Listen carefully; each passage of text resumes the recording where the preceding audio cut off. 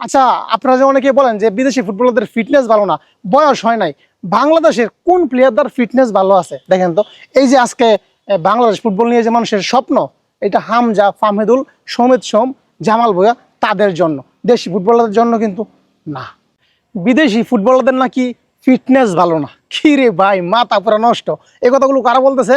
যারা যেই কোচগুলো আপনার ট্রায়াল দেওয়ার জন্য আসছিল, তাদের পর্যবেক্ষণ করছে, তাদেরকে আসলে কোচিং করাইছে হচ্ছে বাংলাদেশে যে বাংলাদেশ ফুটবলের যে সাবেক কোচগুলো ছিল তারা। এখন তারা বলতেছে বিদেশ থেকে যে প্লেয়ারগুলো আসছিল তাদের ফিটনেস ভালো না।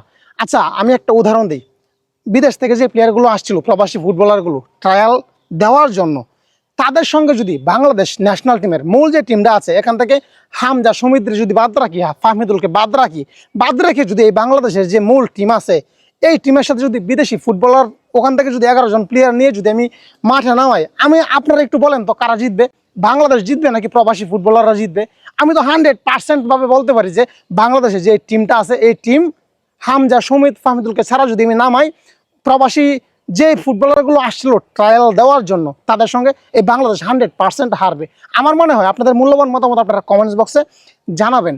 এই যে প্রবাসী ফুটবলারগুলো ট্রায়াল দেওয়ার জন্য আসছে, একে কিন্তু বাফুফের টাকা দিয়ে আসে নাই। কেউ আসছে মায়ের ব্যাংকের জমানো টাকা দিয়ে, কেউ আসছে বাবার ব্যবসার টাকা দিয়ে। হ্যাঁ, এখানে নিজের খরচে, নিজের বিমান ভাড়া দিয়ে আসছে বাংলাদেশে দেশের হয়ে খেলার জন্য। এবং যাওয়ার সময়ও কিন্তু বাফুফে থেকে কিন্তু 1 পয়সা কানা করেও কিন্তু দেওয়া হয় নাই।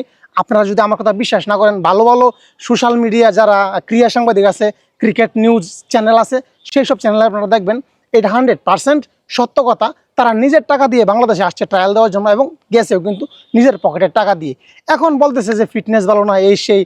অনেকেই বলতেছে যে প্রথমত দেশি ফুটবলার, তারপরে বিদেশি হাইপ পেয়ে আমরা আমাদের দেশের সন্তানদেরকে ভুলে গেলে চলবে না।